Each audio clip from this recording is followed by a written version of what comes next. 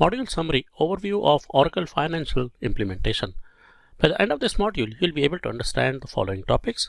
We're going to start by having a quick look at the implementation considerations that you should consider for planning and implementing Oracle eBusiness Suite project.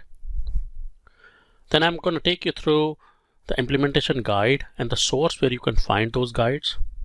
We'll then understand the concept of Accounting Setup Manager and how it is leveraged in Oracle eBusiness Suite to set up your legal structure. We'll then understand briefly about Oracle Advanced Global Intercompany System, and then we'll move to understand the Legal Entity Configurator, which is a tool that Oracle provides to implementers so that they can define new legal entities, or they can update existing legal entities and then configure it according to their accounting setup requirements. We'll finally wrap up by understanding the concept of accounting sequencing in Oracle General Ledger module. Alright, so let's get started with the first topic of implementation considerations. Implementation considerations. Usually a Oracle eBusiness Suite project implementation is a very large investment by a company or an organization which requires a lot of resources. For example, in terms of financials, a huge investment for not only purchasing the software licenses but also engaging experienced and skilled technical Oracle resources to implement Oracle applications in their company. So it's not just the investment of licensing and the Oracle resources, but also the company themselves have to commit a large number of their users for the success of this implementation, because the success of an Oracle implementation can make or break their automation of the business. Hence, it is extremely important to plan an implementation. So what does it mean? It means that whatever the company's legal and accounting structure is there, that must be ideally replicated into Oracle eBusiness Suite, and the transaction that they do it on a day-to-day basis on their subledgers are usually done and automated using Oracle eBusiness Suite. For example, if the company has got a corporate entity and multiple subsidiaries across different companies and different countries, then that must be replicated accordingly. Each country may have a primary ledger and a secondary ledger, and may have a statutory reporting ledger, and that should be ideally replicated in Oracle applications. So there are many implementation considerations that goes into that, but I have just picked up a number of them, a few important ones, so that you can understand where I'm coming from and what you should plan and consider while implementing Oracle applications.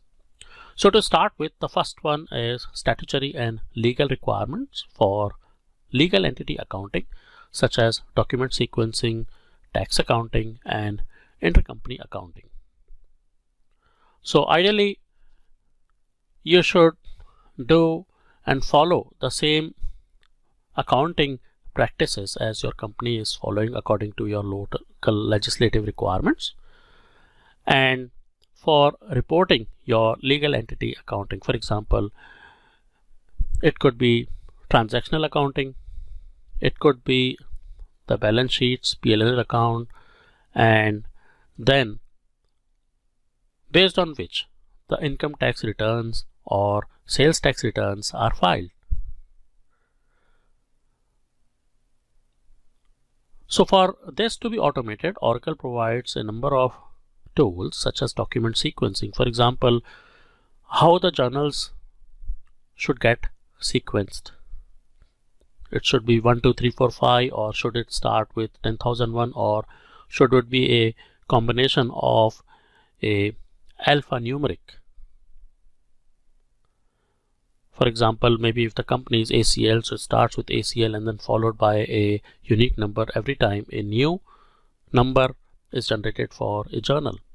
So those things you've got to consider and define that as a part of document sequencing setups in Oracle General Ledger as far as your accounting setups are concerned. Similarly, you've got to consider about your tax accounting. So let's say as far as New Zealand is concerned, the taxation system here is comparatively simpler as compared to larger economies such as USA or UK or other European countries. Here the company taxation is, all you have to do is file timely sales taxes, and then if at all you've got employees, then you've got to file taxes on their behalf, which includes fringe benefit tax and income taxes. And then at the end of the year, you've got to file the income tax returns for your company, which will take into consideration all your income, your expenses, your asset depreciation, your new asset purchases, asset disposal, and so on. If at all the company has got other investment, then they would be considered there as well. If the company has established a trust account, then those trust account related taxes must be reported there as well. And if the company pays shareholder salaries, then it should also be accounted for. So obviously all those are considered as a part of your company accounting. I'm not going to go into the detailed company accounting and your financial accounting, which ideally I would say you should have a bit of a background while you are going into the accounting side of implementing Oracle applications. Anyway, so that's one consideration that you've got to remember while implementing legal entity accounting in Oracle applications. So as I said, document sequencing, tax accounting, and lastly intercompany accounting. So intercompany accounting takes into effect when you have got multiple companies. Let's say I've got a company in New Zealand, I've got a company in Australia. If at all there are transactions that happens between these two companies, which is where the intercompany accounting comes into picture. So take a single example.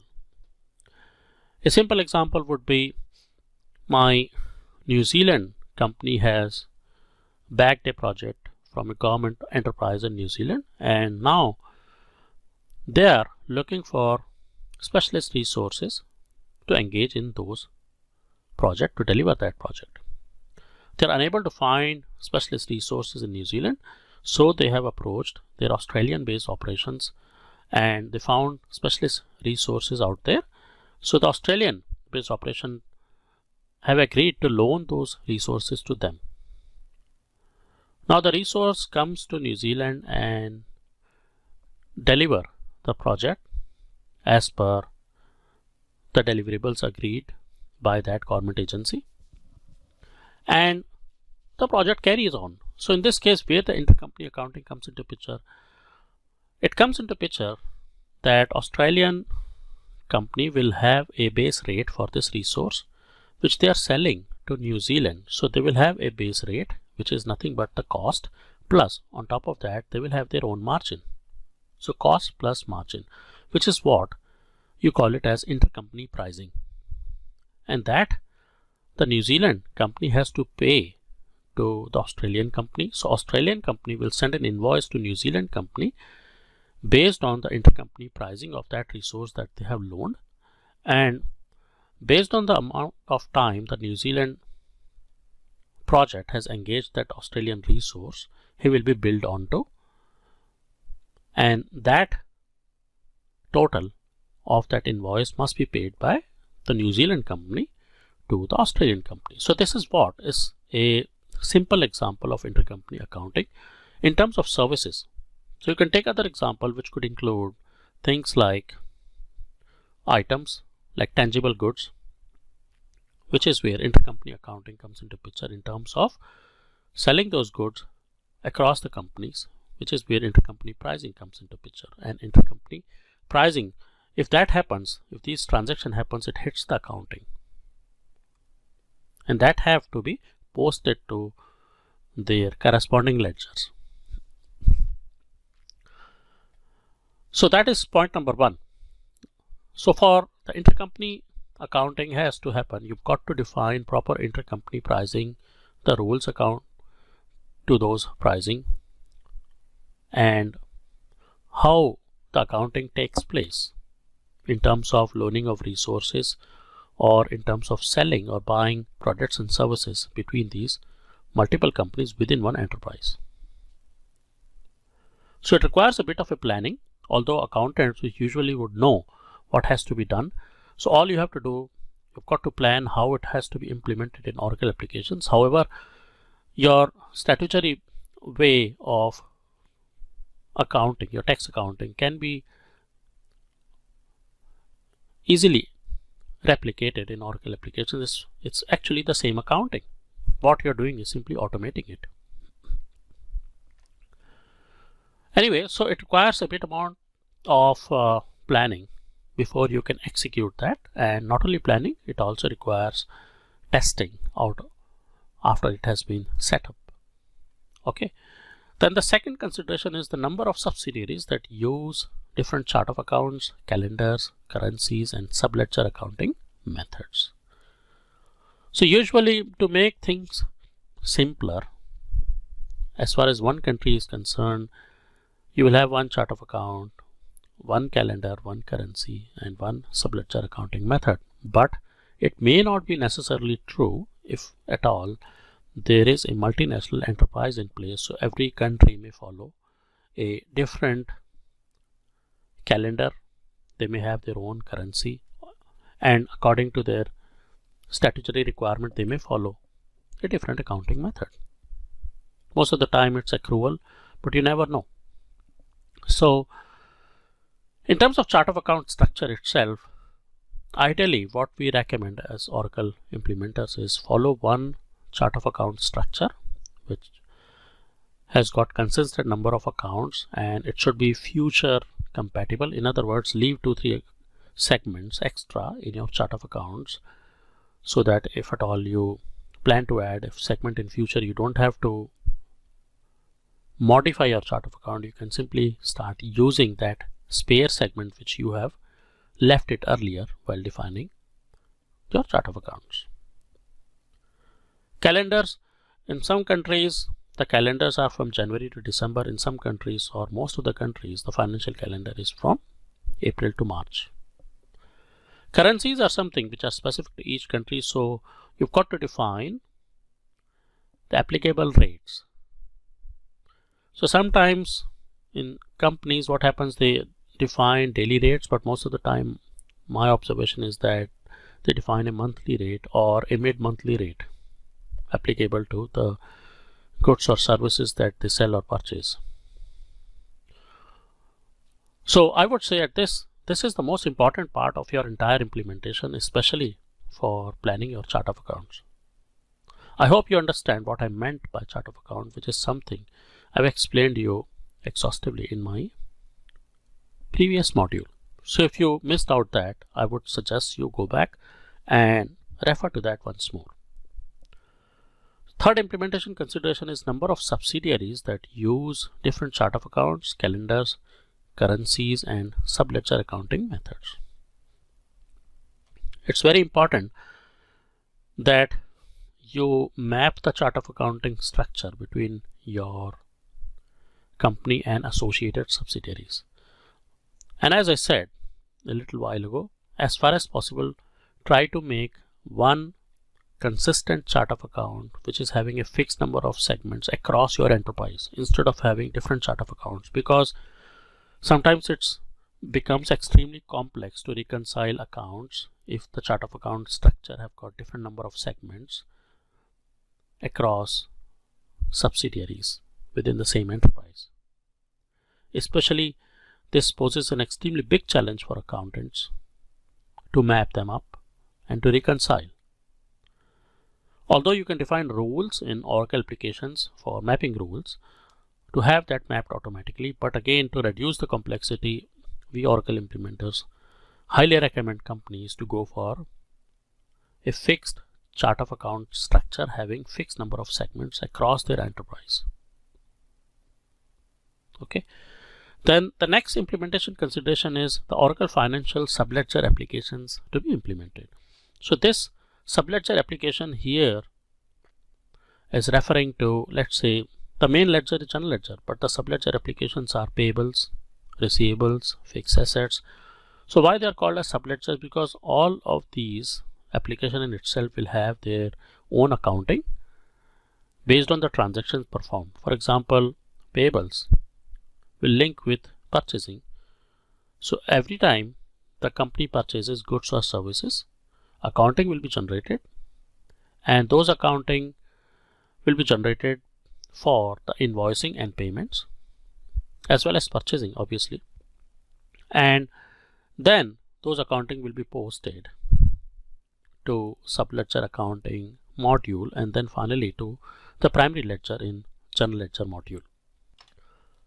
So it's important that you plan your Subledger applications implementation as well, because general ledger is what? It's constitute mainly your primary ledger, and if at all you've got multiple entities, then it also lets you consolidate your accounting from different sources.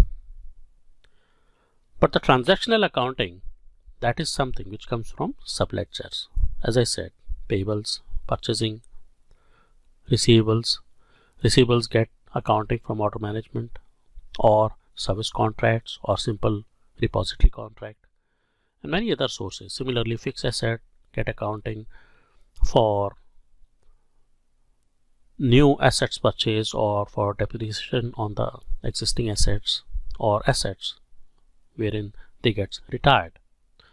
Similarly, you've got cash management, which can generate accounting for bank reconciliation related transactions and so on. So you've got to plan your subledger applications in your implementation very well so that it is consistent with your primary ledger implementation. Lastly, the number of Oracle application instances. So why it is important? Let's say if it's a large organization having its headquarters in US, multiple subsidiaries in different countries, then if you have got one Oracle application instance, let's say one server which is residing in US, then it may not be able to take the load across all the enterprise users. So in such a case, usually the architecture would be you will have one central database, and that central database, on top of that you will have Oracle RAC or Rapid Application Cluster. So clustering of database. So it's like almost replicating the databases, but you will still have a central database, and on top of that you will have multiple instances in different countries. So database is one central, but you have multiple application tier instances in multiple countries, which will be joined through Oracle RAC, and then there is something called as load balancer technology. So it will be joined via load balancer technology, so that if at all one country has got a higher load, then automatically the load gets distributed within the other Oracle application instances. So it's a bit technical in nature. However, if you already are a technical consultant, then what I just told you would make sense to you. So again, just to reiterate, so what you will have is a central database, and then you may use Oracle RAC to replicate that database. So in that case, what happens is, even if one Oracle application instance goes down, you still have multiple databases up and running, and that gets balanced through load balancer. So one instance goes down, let's say if there is a media failure, power outage goes down, then you still have load distributed across different instances, which is where you've got to do a planning. This is called as technical architecture planning. You've got to plan it with your application DBA and infrastructure DBA to have this architecture up and running in your enterprise. In addition to that, you've also got to consider the backup and recovery and disaster planning while coming out with this Oracle applications architecture. So these are the main implementation methods. They are very, very high level. There are so many implementation considerations I can tell, but this would give you a little bit of an idea how a Oracle financial implementation goes on in a realistic scenario. Implementation guides. So when you start a new implementation, I think it's a good idea that you keep referring to the latest Oracle implementation guide according to the Oracle Applications eBusiness Suite release you're implementing. For example, if your Oracle application release is release 12.2, then you should refer to implementation guide from release 12.2. However, if it's release 12.1, then you should refer to implementation guide from release 12.1, because there is a good amount of difference in terms of the architecture, plus a number of functional areas are different. Okay, so I'm going to tell you the source wherein you can find this implementation guide. So I'm going to simply navigate to my browser, and here you need to go to a website called as docs.oracle.com. And once you reach here, you click on applications, and within application, as you could see, there are multiple applications offered by Oracle. So the one which we are interested at the moment is eBusiness Suite. So go here, and then you go to the link based on eBusiness Suite release you're on to. So in our case, it is release 12.2. So I'm going to click there.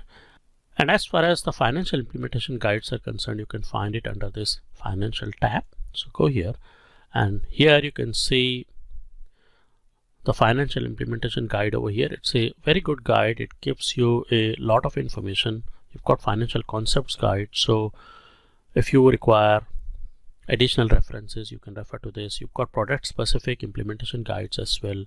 For example, let's say if you're implementing the credit to cash, in other words, that is linked to receivables module, then you will see the receivables implementation guide, user guide, reference guides over here. Likewise, the procure to pay side will have payables implementation guides over here. Okay, so all the financial related modules, implementation guides, and user guides can be found in this particular page. However, if your implementation is spanning across multiple product families, which includes HCM, MDM, projects, CRM, and so on, then feel free to refer to those individual tabs, and you will find implementation guides according to these product families lying over here. So I'll leave it to you to explore this one.